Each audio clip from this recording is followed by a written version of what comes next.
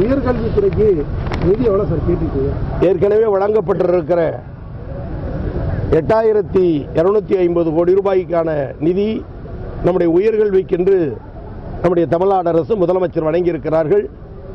இன்னைக்கு இந்தியாவில் தமிழ்நாடு தான் உயர்கல்வியில் முதலிடத்தில் இருக்கிறது என்பது நம்முடைய மாநிலத்திற்கு இருக்கிற சிறப்பு. அதற்கு அடிப்படை காரணம், இதற்கு தொடக்க கல்விக்கு அரும்பாடுபட்ட அன்பு தலைவர் டாக்டர் கலைஞர் அவர்களும் அதை கட்டி காக்கின்ற தமிழ்நாடு முதலமைச்சரான தளபதியும் தான் காரணம்.